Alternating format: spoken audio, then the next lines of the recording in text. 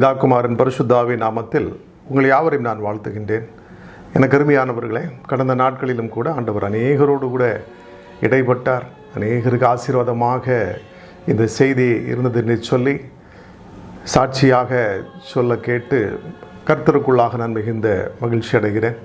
இந்த நாளிலும் கூட ஆண்டவராகிய இயேசு கிறிஸ்து உங்களை கொண்டு பெரிய காரியங்களை செய்ய விரும்புகின்றார். உங்களுடைய ஜெபம் நம்முடைய தேசத்திற்கு மட்டுமல்ல, உலக நாடுகளுக்கே தேவைப்படுகிறது. பிதாவாகிய தேவனை நோக்கி ஆண்டவராகிய இயேசு கிறிஸ்து அதிகமாக காத்திருந்து ஜெபித்தார். இரவெல்லாம் ஜெபித்தார். அவர் நேரப்பட எழுந்து அதிகாலை இருட்டோடு சென்று ஜெபித்தார். அதே போல கெத்செமனே தோட்டத்தில் மிகுந்த பாரத்தோடு ஜெபித்தார். ஜெபம் என்பது தேவனிடத்திலிருந்து வல்லமையை கொண்டு வரும். தேவனையே இந்த பூமிக்கு கொண்டு வந்து கிரியை செய்ய வைக்கும். பிதாவாகிய தேவன் கிரியை செய்யும்படியாக நம் ஒவ்வொருவரும் காத்திருந்து ஜெபிக்கிற ஜனங்களாக மாறணும். எனக்கு அருமையானவர்களே, உலகம் முழுவதிலும் ஜனங்கள் நோவா காலத்தை விட, சோதோம் கொமராவின் பாவத்தை விட அதிக கேடான காரியங்களை செய்து கொண்டிருக்கிறதை நாம் அறிந்திருக்கிறோம். ஆனாலும் நோவா குடும்பத்திற்கு தேவன் கிருபை பாராட்டி நோவாவுக்கு ஒரு உடன்படிக்கையை ஏற்படுத்தினார். என்ன உடன்படிக்கை என்று சொன்னால், இனி நான் ஜலப்பிரளயத்தினாலே பூமி முழுவதையும் அழிப்பதில்லை என்று சொல்லி அந்த உடன்படிக்கையை தேவனாகிய கர்த்தர் 6000 வருடங்களாக காத்து வருகிறார். அவர் ஒரு வார்த்தை சொன்னால் அதை மீற மாட்டார். அது நோவாவின் குடும்பத்தோடு கூட செய்து கொண்ட உடன்படிக்கையினுடைய பலனை இன்றைக்கு நமக்கு தந்து கொண்டிருக்கின்றது. எனக்கு அருமையானவர்களே, ஆண்டவராகிய தேவன் பங்கு பங்காக வகை வகையாக அநேக உடன்படிக்கைகளை செய்து வாக்குத்தத்தங்களை கொடுத்து இன்று அளவும் அதை நிறைவேற்றி கொண்டிருக்கிறதை நாம் பார்க்கின்றோம். ஜனங்கள் தங்களுடைய இயல்பிலேயே பாவம் செய்கிறவர்களாக காணப்படுகின்றார்கள். பிசாசு இந்த உலகத்தில் இருக்கிறபடியினாலே அப்படிப்பட்ட பாவமும் இன்றைக்கும் உலகத்தில் இருந்து கொண்டு தான் இருக்கின்றது. இயேசு கிறிஸ்துவினால் அன்றி, இயேசு கிறிஸ்துவின் இரத்தத்தினால் பாவங்கள் கழுவப்பட்டால் ஒழிய மனுஷருடைய ஜென்ம சுபாவம் மாறாது. பிறவிக்குணம் என்று சொல்லுவார்கள், அது மாறாது. அதே போல மனுஷனுடைய துர்க்கிரியைகளும் மாறாது. ஆண்டவராய் இயேசு கிறிஸ்துவின் அண்டையில் வந்தால் பரிசுத்தமாக இருக்கணும் என்று சொல்லி மனுஷருக்கு தெரிந்து தங்களுக்கு பிரியமான வழியிலே நடக்க ஏதுவாக இன்றைக்கு அவரை ஏற்றுக்கொள்ள மனமாக இருக்க மாட்டாங்க. ரட்சிப்பை விரும்ப மாட்டாங்க. பரிசுத்தம் இல்லாமல் இயேசு கிறிஸ்துவை ஒருவனும் தரிசிக்க முடியாது, அவரை தேட முடியாது, பரலோகத்துக்கு போக முடியாது. ஆனால் மனுஷருக்கோ இந்த உலகத்திலே அவர்களுக்கு பலன் இருக்கிற வரைக்கும் பாவத்திற்கு மேலே பாவம் செய்து தேவனை விட்டு தூரமாகவே போகணும்னு சொல்லி அவங்க எத்தனிக்கிறாங்க. எனக்கு அருமையானவர்களே, இஸ்ரவேல் ஜனங்களோடு கூட இருந்த தேவன் இன்றைக்கும் நம்மோடு கூடவும் இருக்கின்றார். அவர் நம்ம இன்னும் நெருங்கி வர வர வர மனுஷர்கள் அவரை விட்டு விலகி போவதையே வாஞ்சிக்கின்றார். அநேகருக்குள்ளாக வாஞ்சித்து தாகத்தோடு கேட்ட ஒவ்வொரு தேவனுடைய பிள்ளைகளுக்குள்ளாக அவர் பரிசுத்தாவியானவராக இருதயத்திலே வாசம் பண்ணும்படியே வந்துவிட்டார். ஆனாலும் மனுஷருக்கோ அவருடைய அன்பு இன்னும் புரிய ஆரம்பிக்கவில்லை. நாம் அவரை விட்டு விலகக்கூடாது. அவரோடு கூட எப்பொழுதும் இருக்கணும். இந்த உலகத்தில் வாழுகிற 60, 70, 80 வருஷத்தில் அவரோடு கூட நம்ம இருந்து பரிசுத்தத்தை காத்துக்கொள்ளணும். அவர் சொல்லுகிற பிரகாரமாக அவர் காட்டுகின்ற வழியிலே நடந்து நாம் ஒவ்வொரு நாளும் அவரை போல அவருடைய சாயலாக மாறணும், பரலோகத்துக்கு செல்லணும்னு சொல்லி ஆண்டவர் விரும்புகின்றார். அதற்குத்தான் பலத்த அற்புதங்களை செய்து பயல் காட்டி நயம் காட்டி அழைத்து அநேக போராட்ட வேளைகளில் நம்மை விடுவித்து காத்து ரட்சித்து வியாதி துன்ப நேரங்களில் விடுவித்து தொட்டு சுகமாக்கி பலப்படுத்தி நம்மை ஆசீர்வதித்து இந்த நாள் வரையிலும் நீ என்னுடையவன் என்று சொல்லி, நீ என்னுடையவள் என்று சொல்லி ஆண்டவராகிய இயேசு கிறிஸ்து உரிமை பாராட்டி, உன்னை யார் கையிலும் விட்டு கொடுக்க மாட்டேன், என் நாடுகளை நான் எந்த ஒரு பிசாசின் கையிலையும் விட்டு கொடுக்க மாட்டேன்னு சொல்லி அவர் உரிமை பாராட்டுகிற தேவனாய் கூடவே இருக்கிறார். ஆனாலும் தேவனுடைய அன்பை உணர்ந்தவர்கள், இயேசுவின் அன்பை உணர்ந்தவர்கள் வெகு சிலரே. ஆண்டவருடைய அன்பை புரிந்து கொள்ளாமல் அவரை போல நாம் பரிசுத்தத்தை காத்துக்கொள்ள பரிசுத்த ஆவியின் பலத்தோடு நடக்காமல் நமக்கு பிரியமான வழிகளை தெரிந்தெடுத்து நாம் போவோமானால் என்னென்ன சம்பவிக்கும் என்று சொல்லி நாம் பல சூழ்நிலைகளிலே வேத புத்தகத்தின் மூலமாக அறிந்து கொண்டிருக்கின்ற காரியங்கள் உங்களுக்கு தெரியும். எனக்கு அருமையானவர்களே, நோவா காலத்தின் ஜனங்கள் மிகுந்த அக்கிரமம் நிறைந்த ஜனங்கள். அவர்கள் ஜலப்பிரளயத்தினால் அழிக்கப்பட்டார்கள். அதே போல ஆபிரகாமின் காலத்திலும் கூட சோதோம் கொமோராவின் பாவம் தேவனுக்கு முன்பாக வந்து நின்றது. ஆண்டவர் நியாயத்தீர்ப்பு செய்தார். அக்கினி மழையினால், கல் மழையினால் அவர்களை அழித்து போட்டார். அந்த சோதோம் கொமோரா பட்டணம் இன்றைக்கும் ஒரு நினைவு சின்னமாக இஸ்ரவேல் தேசத்தில் இருக்கின்றது. அதே போல மனுஷர்கள் பல ஜாதிகளாக பிரிந்து சென்ற சூழ்நிலைகளில் அவர்கள் தங்களுக்கென்று தேவர்களை ஏற்படுத்தி கொண்டு விபச்சார மயக்கத்தினாலே, கொலை வெறியினாலே, களியாட்டுகளினாலே தங்களை கெடுத்துக்கொண்டு தேவனுக்கு விரோதமாக எழும்பி கலகம் செய்து அவர்கள் பாவம் செய்து அநேக தண்டனைகளை வருவித்து கொண்டார்கள். ஆண்டவராகிய இயேசு கிறிஸ்துவினுடைய பார்வையில் நாம் இருக்கின்ற வரையில்தான் நமக்கு பாதுகாப்பு இருக்கும். அவர் இமைப்பொழுது நம்மை கைவிட்டால் போதும், நாம் திகைத்து போவோம், மாண்டு போவோம். இதை நாம் ஒவ்வொருவரும் அறிந்து கொள்ள வேண்டும். எனக்கு அருமையான தேவனுடைய பிள்ளைகளே, ஆண்டவராகிய இயேசு கிறிஸ்து நம்மோடு கூட இருந்து நம்மை வழிநடத்த அவர் விரும்புகின்றார். ஆனாலும் நமக்கு முன்பாக 2 வழிகளை வைத்திருக்கிறேன் என்று சொல்லியிருக்கிறார். யாரையும் கட்டாயப்படுத்துகிற தேவன் அல்ல. உனக்கு முன்பாக மரண வழியை வைத்திருக்கிறேன், ஜீவ வழியை வைத்திருக்கிறேன். உனக்கு எந்த வழியில் வரணும் அப்படின்னு சொல்லி, எந்த வழியில் நீ நடக்கணும்னு சொல்லி விரும்புகின்றாயோ அந்த வழியில் நடந்து கொள்ளலாம் என்று சொல்லி கர்த்தர் ஒரு உரிமை கொடுத்திருக்கிறார், ஒரு சுதந்திரத்தை கொடுத்திருக்கிறார். எந்த ஒரு சூழ்நிலையிலையும் அவர் கட்டாயப்படுத்தி வழி நடத்துகிற தேவன் அல்ல. என்னை நோக்கி கூப்பிடு, நான் மறு உத்தரவு கொடுப்பேன் என்று சொல்லுவார். தேடுங்கள் கண்டடைவீர்கள், கேளுங்கள் தரப்படும், தட்டுங்கள் திறக்கப்படும். அப்படி ஒரு கண்டிஷனல் பிளஸ்ஸிங் தான் வேதத்தில் சொல்லப்பட்டிருக்கிற. நாம பரிசுத்தத்தை வாஞ்சித்து அதை பெற்றுக்கொண்டால்தான், ஆண்டவரோடு கூட இணைந்து பரிசுத்த ஆவியினால் நிரப்பப்பட்ட வாழ்க்கை வாழ்ந்தால்தான் தேவனை பிரியப்படுத்த முடியும். நம்மை உண்டாக்கின தேவன், நமக்காக ஜீவனையும் கொடுத்தவர், இரத்தம் முழுவதையும் சிந்தி மரித்த இயேசு கிறிஸ்துவை நாம் பிரியப்படுத்த முடியும். நாம் ஏன் பரிசுத்தமாய் ஜீவிக்கணும்?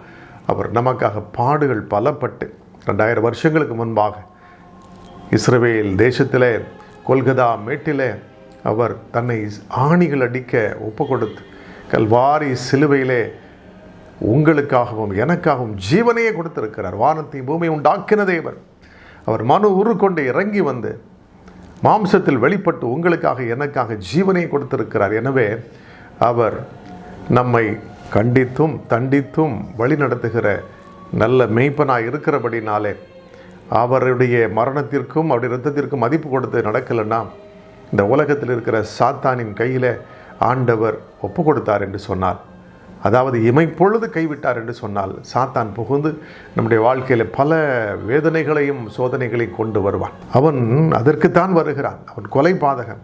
அவன் கொல்லவும் அழிக்கவுமே வருகிறான். ஒருவேளை பாவம் செய்து அநேக வியாதிகளினால் கஷ்டப்படுகிறீங்களா? தரித்திரம் வந்துவிட்டதா? சாபமாக இருக்கிறதா? எப்பொழுது பார்த்தாலும் மன சமாதானம் இல்லாமல் தற்கொலை எண்ணத்தோடு வாழ்ந்து கொண்டிருக்கிறீர்களா? எனக்கு அருமையானவர்களே, ஆண்டவரை இயேசு கிறிஸ்துவை நோக்கி பாருங்கள். இன்றைக்கு கேட்க போகிற சத்தியம் உங்கள் வாழ்க்கையில் பெரிய மாற்றத்தை கொண்டு வரும் என்று சொல்லி நான் விசுவாசிக்கின்றேன். இந்த கடைசி நாட்களில் அவரை உறுதியாய் பற்றி கொள்வோம். சங்கீதம் 2ஆம் அதிகாரத்தில் நாம் வாசிக்கிற பிரகாரமாக கடைசி நாட்களிலே ஆண்டவருடைய கோபம், கர்த்தருடைய கோபம் பற்றி எரியும். அவரை அண்டிக் கொள்ளுகிற யாவரும் பாக்கியவான்கள் என்று சொல்லி வேதம் சொல்லுகிறது. கடைசி கால மனுஷர்கள் அதிகமாக பாவம் செய்கிறவர்களாய் காணப்படுகின்றார்கள். ஒரு தண்டனை கொடுத்து தான் எல்லாரையும் மனம் திரும்ப செய்ய முடியும். கடைசி நாட்களிலே பூமியானது எப்படி சமுத்திரம் ஜலத்தினால் நிரம்பி இருக்கிறதோ அதே போல தேவனை பற்றி அறிகிற அறிவினால் நிரம்ப வேண்டும் என்பது ஆண்டவருடைய வார்த்தை, அவருடைய ஒரு நியமம்.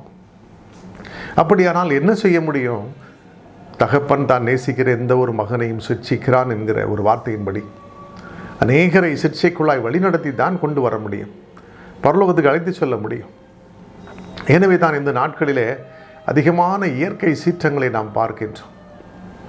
ஆண்டவர் அதை அனுமதிக்கின்றார்.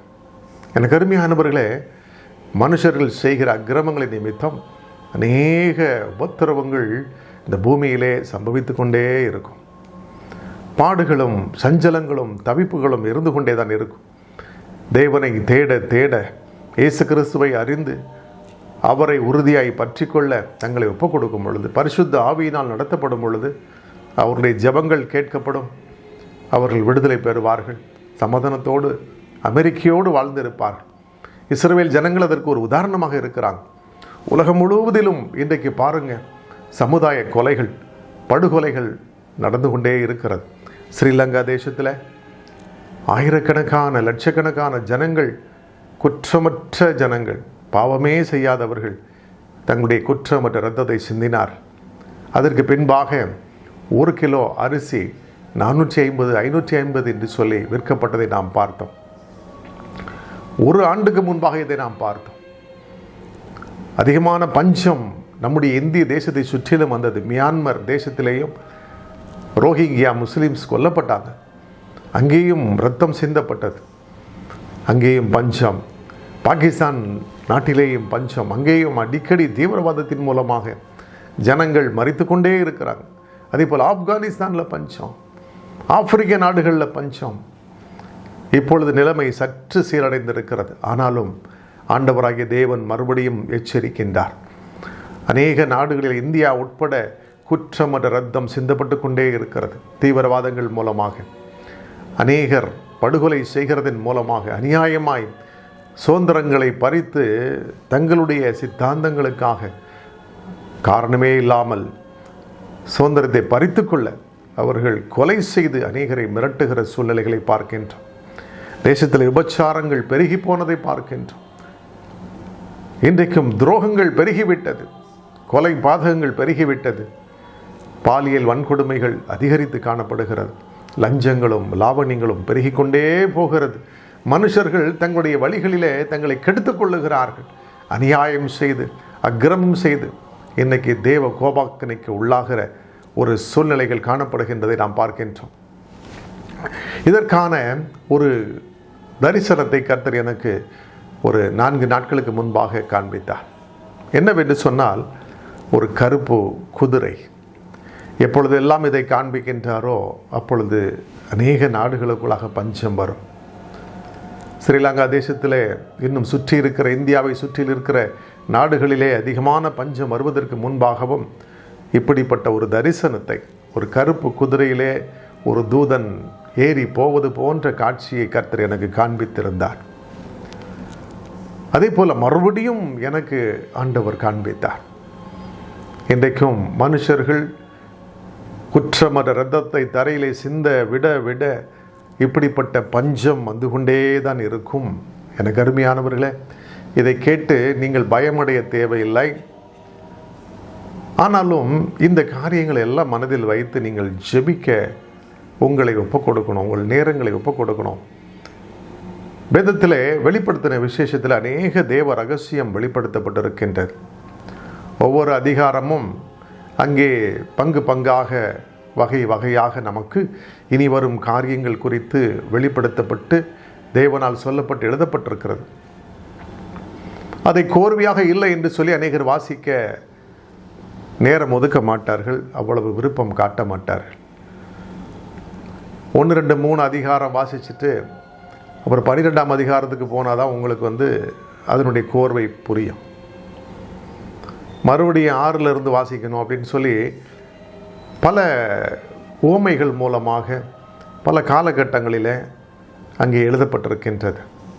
இனி சம்பவிக்க போகின்ற காலகட்டங்களை குறித்து சொல்லப்பட்டிருக்கின்றது. எனக்கு அருமையானவர்களே, அதை வாசிக்கத்தான் உங்களுக்கு புரியும். ஆவியானுடைய வெளிச்சம் இல்லாமல் இவைகளை நாம் புரிந்து கொள்ள முடியாது. ஒவ்வொருவரும் தங்களுடைய மனதிலே தோன்றின பிரகாரமாக தங்களுடைய சபைகளிலே எப்படி போதிக்கின்றார்களோ தங்களுக்கு தோன்றினபடியே அவர்கள் இதை புரிந்து கொள்ளுகின்றார்கள். சில பேர் என்ன சொல்லுவாங்கன்னா, அந்திகிறிஸ்துவின் ஆட்சியில் தான், இஸ்ரவேல் நாட்டில் தான் இப்படிப்பட்ட முத்திரைகள் உடைக்கப்படும், ஒரே நேரத்தில் 7 முத்திரையும் உடைக்கப்பட்டு 7 கோப கலசங்களும் ஊற்றப்படும் என்று சொல்லுவார்கள். ஆனாலும் இன்றைக்கும் அப்படிப்பட்ட காரியங்கள் சம்பவித்து கொண்டுதான் இருக்கின்றது. அப்படியானால் முத்திரைகள் உடைக்கப்பட்டு கொண்டுதான் இருக்கிறது என்று சொல்லி அர்த்தம். எனக்கு அருமையானவர்களே, இன்றைக்கும் வெளிப்படுத்தின விசேஷம் 6:5 என்ன சொல்லுகிறது? அவர் 3ஆம் முத்திரை உடைத்த போது 3ஆம் ஜீவனானது, நீ வந்து பார் என்று சொல்ல கேட்டேன். நான் பார்த்தபோது இதோ ஒரு கருப்பு குதிரையை கண்டேன். அதன் மேல் ஏறி இருந்தவன் ஒரு தராசை தன் கையிலே பிடித்திருந்தான் என்று சொல்லி நாம் பார்க்கின்றோம். இந்த கருப்பு குதிரையில் ஏறின தூதனுடைய வல்லமை அதிகாரம் என்னன்னு சொன்னால், அடுத்த வசனம் சொல்லுது, ஒரு பணத்துக்கு 1 படி கோதுமை என்றும் ஒரு பணத்துக்கு 3 படி வார்கோதுமை என்றும் எண்ணெயையும் திராட்சை ரசத்தையும் சேதப்படுத்தாதே என்றும் 4 ஜீவன்களின் மத்தியில் இருந்து உண்டான சத்தத்தை கேட்டேன் என்று சொல்லப்பட்டிருக்கின்றது. இவன் நம்முடைய ஆகாரத்தை அவன் சேதப்படுத்துவான், பஞ்சத்தை வருவிப்பான். எங்கெல்லாம் குற்றமற்ற இரத்தம் சிந்தப்படுகிறதோ அங்கெல்லாம் பஞ்சம் வரும். சோமாலியா நாட்டிலே உள்நாட்டு போர், குற்றமற்ற இரத்தம் சிந்தப்பட்டதுனால இன்றளவும் பஞ்சம். ஒருவரும் வயலிலே இறங்கி வேலை செய்ய முடியாது, சுட்டு கொண்டு விடுவார்கள். மண்ணை தின்று கிழங்குகளையும் கம்பையும் புல்லையும் தின்னு ஜனங்கள் வாழ்ந்து கொண்டிருக்கின்றாங்க. அங்கே யாரும் உதவிக்கும் போக முடியாது, செஞ்சிலுவை சங்கம் கூட அங்கே போக முடியாத ஒரு சூழ்நிலை காணப்படுகின்றது. இன்றைக்கும் ஆப்பிரிக்க நாடுகளிலே இப்படிப்பட்ட ஒரு போராட்டமான சூழ்நிலை இருக்கின்றது. அநேக நாடுகளுக்குள்ளாக பஞ்சம் காணப்படுகிறது. எனக்கு அருமையானவர்களை, காரணம் இதுதான், குற்றமற்ற இரத்தம் சிந்தப்படுகின்றது. இதை கேட்கிற யாவரும் இவைகளுக்காக மனதிலே வைத்து நாம் ஜெபிக்க நம்மை ஒப்புக் கொடுக்கணும். அவருடைய ஆகாரங்கள் சேதப்படாதபடிக்கு நம்ம ஜெபிக்கணும். ஆனாலும் தேவன் இரக்கம் உள்ளவர், நீ சேதப்படுத்தாதே என்று சொல்லி ஒரு சூழ்நிலையிலே சொல்லுவார். எப்பொழுது சொல்லுவார்? நாம் அதிகமாய் ஜெபிக்க வேண்டும், ஊக்கமாய் காத்திருந்து ஜெபிக்க வேண்டும். அப்பொழுதுதான் அவர் அந்த தூதனுக்கு கட்டளையிட்டு சேதப்படுத்தாதே என்று சொல்லுவார். எப்படி தாவீதின் நாட்களிலே அவன் ஜனங்களை எண்ணி தொகையிட்ட பொழுது தூதனுக்கு கட்டளையிட்டு பட்டயத்தினால் அநேகர் சங்காரமாய் விழுந்த பொழுது அவன் விசேஷித விதமாய் தேவனுடைய சமூகத்தில் விழுந்து பணிந்து குனிந்து ஜெபித்தானோ, அப்பொழுது ஆண்டவர் இரக்கம் பாராட்டி தூதனுக்கு கட்டளையிட்டு உன் பட்டயத்தை உரையிலே போடு என்று சொன்னார். தடுத்து நிறுத்தினார். எனக்கு அருமையானவர்களை, கட்டளைகளை மீறும் பொழுது அங்கே தேவ கோபாக்கினை வரும். எப்படிப்பட்ட சிற்சைகளினாலே நாம் தேவனை பற்றி அறிந்து கொள்ள முடியும், பரலோக பாதையிலே செம்மையான பாதையிலே நடக்க முடியும். தண்டனை என்று ஒன்று இல்லை என்று சொன்னால், சிறைச்சாலை என்று ஒன்று இல்லாவிட்டால் தேசத்திலே குற்றங்கள் பெருகிவிடும். சட்டங்கள், கோர்ட்டுகள், வழக்கறிஞர்கள் என்று சொல்லி அமைப்பு இல்லாவிட்டால் இன்றைக்கு ஜனங்கள் சீர்கெட்டு போவார்கள். உலகத்தில் மனுஷர் வாழவே முடியாது. ஆண்டவருடைய கோர்ட்லேயும் அதுதான். அவருடைய வார்த்தையின்படி நடக்காவிட்டால், பரிசுத்தமாய் வாழ்ந்து நம்மை காத்து கொள்ளாவிட்டால் நமக்கும் தண்டனை வரத்தான் செய்யும். உலகம் முழுவதிலும் ஒவ்வொரு மனுஷரும் இன்றைக்கு கேடான சிந்தனையினாலே தங்களை கெடுத்து கொண்டிருக்கின்றார்கள், வீணராக போய்கொண்டிருக்கின்றார்கள். ஆனால் கர்த்தர் விரும்புகின்றது பரிசுத்தம். எனக்கு அருமையானவர்களே, மேலை நாடுகள் என்று சொல்லக்கூடிய ஐரோப்பா, அமெரிக்கா போன்ற நாடுகளிலேயே அதிகமான வேலை இல்லாத ஒரு திண்டாட்டம் சூழ்நிலைகள் காணப்படுகின்றது. அநேகர் வேலைகளை இழந்து விட்டார்கள். பெரிய பெரிய நிறுவனங்கள் கூட இன்றைக்கு அநேகரை வேலையை விட்டு தூக்கிட்டாங்க. அமேசான், இன்னும் மைக்ரோசாஃப்ட் போன்ற நிறுவனங்கள், அவர்களும் கூட இன்னைக்கு அநேகரை தங்களுடைய பணச்சுமையை குறைக்கும்படியாக, நிதி சுமையை குறைக்கும்படியாக ஒரு ஆர்டிஃபிஷியல் இன்டெலிஜென்ஸ் என்று சொல்லக்கூடிய ஒரு கம்ப்யூட்டர் சாஃப்ட்வேரை கொண்டு வந்து திரளான ஜனங்களை வேலை இழப்பு செய்திருக்கிறார்கள். உலகம் முழுவதிலும் இன்றைக்கு இப்படிப்பட்ட சூழ்நிலைகள் காணப்படுகின்றது. மனுஷன் செய்யக்கூடிய வேலையை மிஷினை வச்சு செய்கிறாங்க. 10 நாள் செய்யக்கூடியதை ஒரே நாளில் செய்து முடிகிறான். அநேகர் வேலை இல்லாமல் கஷ்டப்படுகின்ற சூழ்நிலைகளை பார்க்கின்றோம். ஆகாரத்திற்கு வழி இல்லாமல் களவு செய்கிறதும் கொள்ளையிடுகிறதுமாக படித்தவர்களே இன்றைக்கு இந்த உலகத்திலே நடந்து கொண்டிருக்கிறதை நாம் பார்க்கின்றோம். அதன் மூலமாக அநேகர் சிறைச்சாலைகளுக்கு செல்லுகிறான்.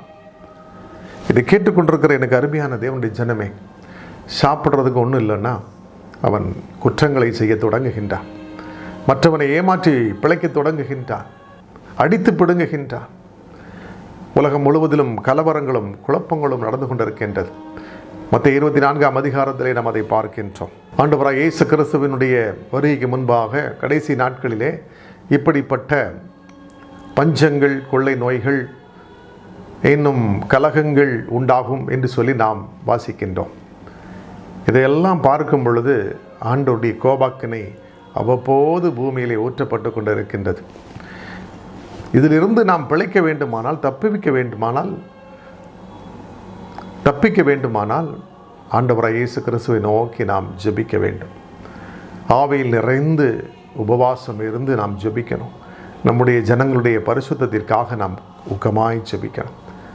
பாவங்களை விட்டு அவர்கள் வெளியில் வரும்படியாக ரட்சிக்கப்பட வேண்டும் என்று சொல்லி ஒவ்வொருவரும் ஜெபிக்கணும்.